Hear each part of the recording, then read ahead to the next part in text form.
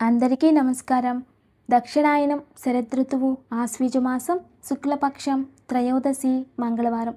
ఈరోజు మహాప్రదోషం, చాలా విశేషమైనటువంటి రోజు. ఈరోజు గణపతిని ప్రధాన దేవతగా పూజించాలి.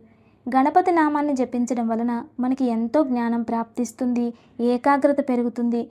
కొన్నిసార్లు పనులన్నీ సగం సగంలో ఆగిపోతూ ఉంటాయి.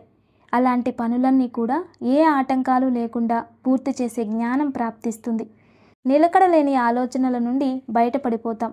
కాబట్టి మంత్రబలంలో భాగంగా అందరూ కూడా ఓం గం గణపతయే నమః, ఓం గం గణపతయే నమః, ఓం గం గణపతయే నమః అనే నామాన్ని జపించాలి. ఈ నామాన్ని జపించడం వలన గణపతి అనుగ్రహం ప్రాప్తిస్తుంది. మనం ఏ పూజ చేయాలన్నా ముందు గణపతిని పూజించాకే మిగతా పూజలు ఆచరిస్తాం. ఎందుకంటే దేవగణాలందరికీ కూడా గణపతే అధిపతి.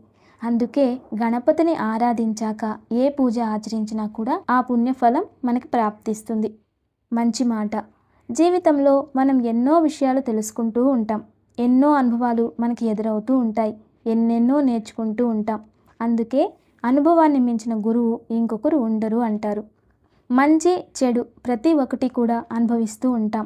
ఆ అనుభవంతోనే ముందు ఎలా ఉండాలా అని సరిదిద్దుకుని వెళ్తూ ఉంటాం. ఒకసారి మనకి ఏదైనా జరిగినప్పుడు దాని నుండి కొంత నేర్చుకుంటాం. ఇంకొకసారి ఇలా చేయాలా చేయకూడదా అనేది మనకు అర్థమవుతూ ఉంటుంది. అలా ప్రతి ఒక్క ఘటన కూడా మన జీవితాన్ని జాగ్రత్త చేస్తూ ఉంటుంది. అయితే సంస్కృత పదమైనటువంటి విద్యం దదాతి వినయం.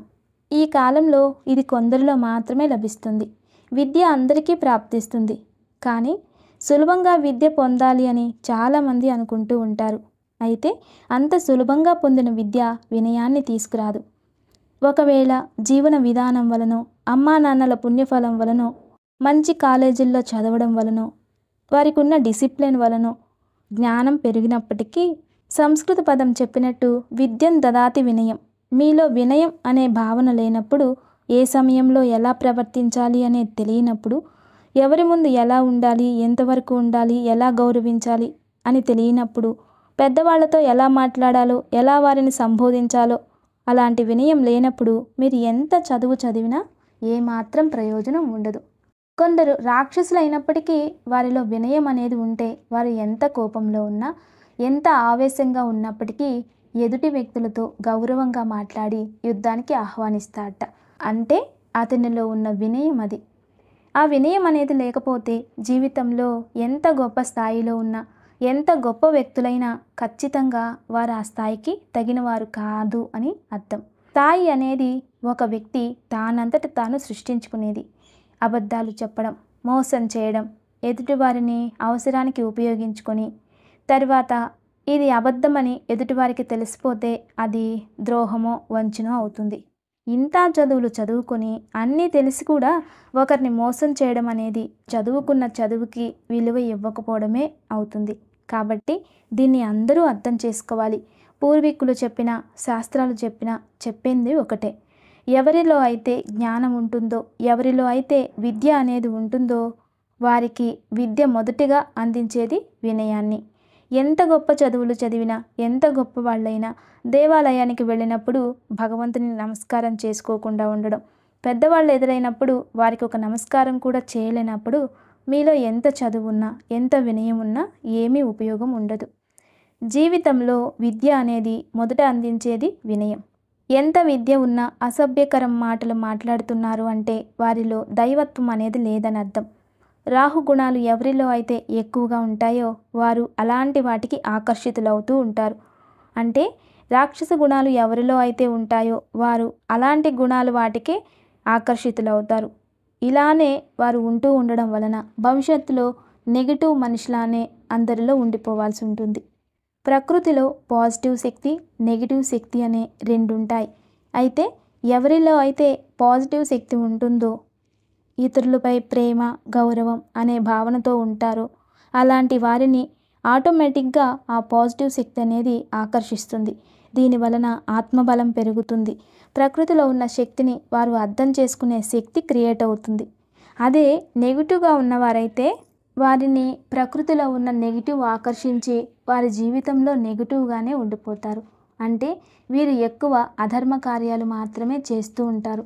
మామూలుగా ఏదైనా సమస్య వచ్చినప్పుడు దేవాలయానికి వెళ్ళాలని, లేదా ఎక్కడికైనా ప్రశాంతంగా వెళ్దామని, లేదా ఒంటరిగా ఎక్కడికైనా వెళ్ళి కొన్ని రోజులు గడుపుదామని అనుకుంటూ ఉంటారు. అసలు అలా ఎందుకు అనిపిస్తుంది అంటే వారిలో ఉన్న ఆత్మసాక్షి పాజిటివ్ని వెతుకుతుంది అని అర్థం. కానీ దీనికంటే మనం ఎక్కడైతే ఉంటామో అక్కడే పాజిటివ్ని క్రియేట్ చేసుకోగలగాలి. మనం ఉన్న దగ్గరే సంతోషకరమైన వాతావరణాన్ని క్రియేట్ చేసుకోగలగాలి. ఇలాంటి ఆలోచన ఎప్పుడైతే చేస్తూ ఉంటారో అప్పుడు తెలియకుండానే మీలో పాజిటివ్ శక్తి అనేది పెరుగుతూ ఉంటుంది. ఒక తండ్రి గురువు దగ్గరికి వెళ్ళి, అయ్యా మాకు 2 సంతానం, కానీ వీరిద్దరిలో ఎవరు ఉత్తములో అని తెలుసుకోవాలి అని ఉంది అని అడుగుతారట.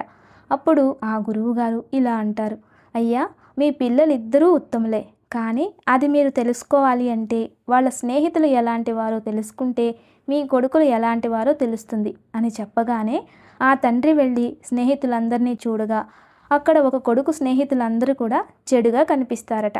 అంటే చెడు నడవడిక కలిగి ఉంటారు. తర్వాత ఇంకొక కొడుకు స్నేహితుల దగ్గరికి వెళ్ళి చూడగా ఆ స్నేహితులందరూ కూడా మంచి నడవడిక కలిగి ఉంటారు. ఇలా ఆ కొడుకుల గురించి తెలుసుకుంటారు. అంటే వినయంలో ఉన్నవారు తల్లిదండ్రులను గౌరవంగా చూస్తారు, వినయం లేనివారు తల్లిదండ్రులను ధిక్కరిస్తారు. శబ్దం శ్రావ్యం. శబ్దం శ్రావ్యంలో భాగంగా ఓంకార శబ్దం గురించి తెలుసుకుందాం. ఓంకార శబ్దం ప్రకృతి నుంచి వచ్చే లహరియల్లో ఉత్పత్తి అవుతుంది. అంటే ఈ శబ్దం ప్రణవ మంత్రమని వేదంలో చెప్పబడింది. కాబట్టి ఓం అనే శబ్దాన్ని ప్రతిరోజు వింటూ ఉంటే డిప్రెషన్ దూరం అయిపోతుంది. 3 కాలాలలో కూడా ఓంకారాన్ని జపించడం వలన వారికి భూత భవిష్యత్ వర్తమాన కాలాలు తెలుసుకునే శక్తి వస్తుందట. అయితే మనకు మరీ అంత ఏకాగ్రత చేయలేకపోయినా భవిష్యత్తులో ఏదైనా అశుభం జరుగుతుంది అనుకున్నప్పుడు ఆ సంకేతం మనకు తెలుస్తుందట. అలాంటి శక్తి అనేది ఓంకారాన్ని జపించడం వలన వస్తుంది.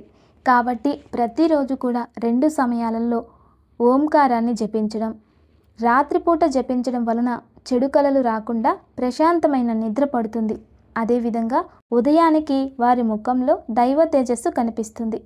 ఇలా జపించడం వీలు కావడం లేదు అనుకున్నప్పుడు ఇంట్లో ఓంకారాన్ని శబ్ద రూపంలో వింటూ ఉండడం వలన ఆరా ఎనర్జీ పెరిగి నెగిటివ్ అనేది దూరం చేస్తుంది. దివ్య పూజ. రేపు చతుర్దశి బుధవారం, విష్ణువుకి సంబంధించిన రోజు. బుధుడు, దుర్గా, మహావిష్ణు దేవతలు ఈరోజు అనుకూలిస్తారు. ఉద్యోగం కావాలనుకునేవారు రేపు ఉదయాన్నే స్నానం చేసి వేప చెట్టుకి 9 ప్రదక్షిణలు చేయాలి. తర్వాత ఇంట్లోనే అమ్మవారి ముందు నెయ్యి దీపం వెలిగించాలి. వేప చెట్టుకి ప్రదక్షిణ చేయలేమనుకునేవారు వేపాకు ఇంటికి తెచ్చి దానిపై మట్టి ప్రమిదలు పెట్టి అమ్మవారి ముందు దీపం వెలిగించాలి. ఎర్రని అక్షింతలు చేతిలో పట్టుకుని ఉద్యోగం రావాలని, చేసే వృత్తిలో అభివృద్ధి ఉండాలని, చెడు దృష్టి తొలగిపోవాలని, దృష్టి పోవాలని తలుచుకొని అక్షింతలు అమ్మవారికి సమర్పించాలి. తర్వాత దీపాలు కొండెక్కాక వేపాకు ఇంటి బయట పడేయాలి. ఇలా చేయడం వలన ఖచ్చితంగా సంకల్పం సిద్ధిస్తుంది. ఇక దివ్యమైన ఆయుక్షేమం. మిరియాలు. ఇవి థ్రోట్ ఇన్ఫెక్షన్ని తగ్గిస్తాయి. బ్లడ్ అలర్జీ, థ్రోట్ ఎలర్జీ లాంటివి ఎన్నో రోగాలను నయం చేస్తాయి. వీటిని పూర్వంలో వంటల్లో బాగా ఉపయోగించేవాట. ఎందుకంటే ఆ రోజుల్లో మిరపకాయలు ఉండేవి కావట. వాటికి రూపంగా మిరియాలను వాడేవారు. మరియు వీటిని ఆహారంలో వాడడం వలన కాలేయం ఇన్ఫెక్షన్ తగ్గి రోగనిరోధక శక్తి పెరుగుతుందట. అంతేకాదు వాత, కఫ, పిత్త సమస్యలు తగ్గిపోతాయి. ఇమ్యూనిటీ లెవెల్ సరిగా ఉంటుంది. కోల్డ్, కాఫ్ లాంటి సమస్యలు తగ్గిస్తుంది. మిరియాల రసం తాగడం వలన జ్వరం తగ్గిపోతుందట.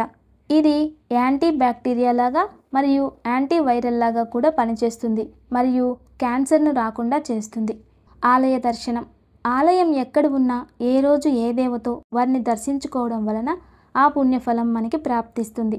ఎందుకంటే వారాలకి, రాసులకి, నక్షత్రాలకి సంబంధం ఉంటుంది.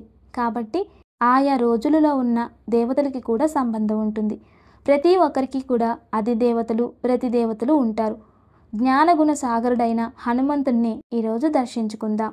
భజే వాయుపుత్రం భజే వాలగాత్రం అంటూ హనుమంతుని భక్తి శ్రద్ధలతో ఆరాధిస్తే స్వామివారి అనుగ్రహం మన సొంతమవుతుంది. ఆంజనేయ స్వామి వారిని ఏకాగ్రతతో చిత్తశుద్ధితో నామజపం చేసినంత మాత్రానే మనలో ఉన్న భయాలన్నీ తొలగిపోతాయి. అలానే ధైర్యం ప్రాప్తిస్తుంది. అంతేకాక శని దోషాలు సైతం దూరం అవుతాయి. హైదరాబాద్ జంట నగరాల్లోని బేగంపేటలో కేసరి హనుమాన్ ఆలయ విశేషాలు తెలుసుకుందాం. 3 దశాబ్దాల చరిత్ర గల ఈ ఆలయాన్ని సమర్థ రామదాసు స్వామివారు నిర్మింపచేశారు. దేవాలయ ప్రాకారంపై అపురూపమైనటువంటి వర్ణాలలో అలరారుతున్నటువంటి దైవాల ప్రతిమలు భక్తులకు సుస్వాగతం పలుకుతూ ఉంటాయి. ఇక్కడ పండుగలు పర్వదినాలలో విశేష అర్చనలు ప్రత్యేక పూజలతో భక్తి భావనలతో ఈ దేవాలయం అలరారుతూ ఉంటుంది. ప్రత్యేకంగా విశేష రోజులైనటువంటి శ్రీరామనవమి హనుమాన్ జయంతి రోజులలో ఈ ఆంజనేయ స్వామి వారి ఆలయంలో పూజాధికాలు చాలా ఘనంగా నిర్వహించబడతాయి. మరి ఇంతటి మహిమాన్వితమైన ఈ ఆలయాన్ని అందరూ కూడా దర్శించుకొని తరించాలని కోరుకుందాం. దివ్యమైన యోగక్షేమం సంకల్పం సిద్ధించేందుకు ఈరోజు సాయంత్రం ప్రదోష కాలంలో పుట్టమట్టితో చేసిన శివలింగం ముందు బియ్యం పిండితో చేసిన ప్రమిదల్లో నెయ్యి వేసి దీపాన్ని వెలిగించాలి. అనంతరం శివలింగాన్ని చెరుకు రసంతో ద్రాక్ష రసంతో అభిషేకించాలి. బిల్వార్చన చేసి తుమ్మి పూలను స్వామివారికి సమర్పించాలి. ఎవరి వలనైనా ఇబ్బంది పడుతున్న వారు ఒక పళ్ళెంలో కుంకుమ నీటిని పోసి అందులో మట్టి ప్రమిదల్ని ఉంచి దీపాన్ని వెలిగించి కాలభైరవాష్టకాన్ని పఠించాలి. అనంతరం ఉమ్మెత్త పూలతో ఆ నీటిని ఇల్లంతా సంప్రోక్షణ చేయాలి. నమస్తే. Thanks for watching.